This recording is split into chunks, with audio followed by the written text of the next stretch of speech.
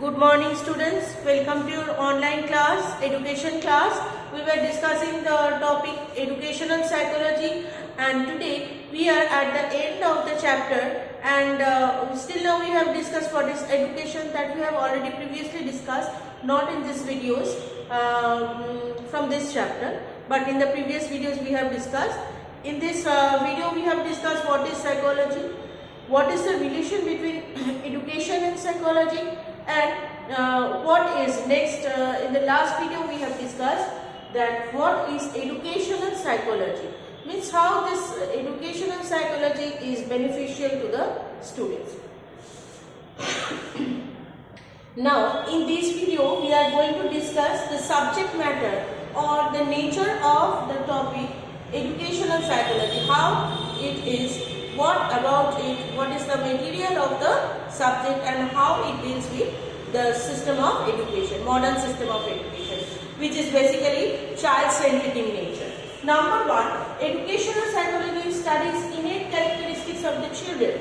It is correct, we have already learned that educational psychology always deals with the innate character, the capacity, the aptitude, the attitude, the nature, what he can take and what he cannot, how much he can understand, how much he cannot, where I have to stop, what is the limit of the, and how can the teachers, being the teacher, how he can bring betterment in the student. Next is spontaneous natural development affected by the external influence. Now see, educational psychology, as the topic is discussing, before proceeding I must say all the points you are going to get in the book and in the PDF. So go through the PDF in details, maybe in different two parts you are going, because this chapter is a big one and big questions are there. So go through in details and see whether you have any difficulty. In two different PDFs you are going to get the question and answer. So next, spontaneous natural development affected by external influence. Means suppose an incident what a child has seen has influenced him a lot or influenced her a lot. So how his inner change is coming, in change which is hidden inside is coming, that yes, this is good, this is bad, this this we should do and that we should not, like that. The entire process will go on. As the process is of psychology of the child, the continuous interaction between the teacher and the taught will go on, and they will be responsible to in upbringing the child and his external influence and how it is influencing him from his inside. Next is all types of learning should be included. That is very truth. Only studying and giving exam will not help. That's why co-curricular activities are also being included in the school syllabus. In the same way, educational psychology will look after the entire development of the personality of the student, because life is not about studies and giving exam and like that. So it is an all-round development of child where all spheres of his life must be developed in a proper framework, in a proper manner. So in that case, all types of learning should be included. Not only studies, not only exam, something whatever you are learning, when the child is learning to apply it in the field of studies, then something better feeling is coming from inside, that yes, what I have learned I am able to reproduce, I am able to produce it in front of the others in a different way. So what I am learning, I am putting it in a practical use. So that is a successful learning. So when you are able of learning something and you are able to put it in front of the others, you are able to represent in front of others, then only you are successful. So educational psychology will look after whether all aspects of learning are being completed by the syllabus or not. Next, experiments and new observations. That is very true. See, sometimes it's just an example I am saying, that sometimes it happens that the elders, we say something and elders do not accept it because they are a generation back maybe, but the reason is why, because they have not changed their mind. They are old and they have not changed their attitude, way of thinking. Nowadays when our next generation will come, we will be, maybe if we do not adjust ourselves to the change of the environment of the society, then we will be backward, isn't it? And we have to proceed our mentality, our mind, so that we can cope up with the changes of the nature or changes of the society.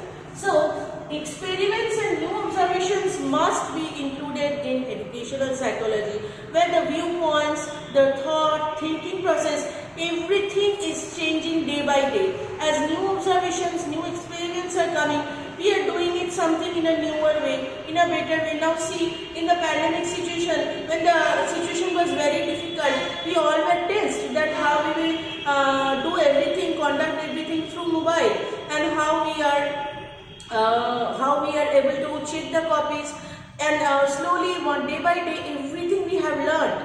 I am not talking about me only, it is for all the teachers. All are not very well equipped with the mobile and everything, like me, I must confess. So we are also changing ourselves according to the change of the environment. So that is only possible if educational psychology will explain the newer experiment and newer observation which are done by the scientists in front of the students. So how you will come to know if it is not produced in front of you? How you will come to know if it is not presented in front of you? So educational psychology will always discuss one of the main important subject matter of educational psychology is new experiments and new observations. Next point, quality of characters are discussed. So educational psychology, many times I have repeated, it is a repetition of the same, that before studying, before entering into the main course of study, the educational psychology will always discuss about the habit, interest, attitude, personality, and different growth and mentality, all the aspects of the individual, so that in front of the teacher, the child is like a flower whose petals are open. Means it is clear and visible to everyone how does the flower looks like and what I am feeling and what part maybe have to be flourished, which part I have to emphasize. So for developing all the characters must be discussed in the educational psychology. Next point, teach and explain scientific skills for solving educational problem. Sorry, it's writing some problems are there, maybe I will rewrite it once again. It is solving. So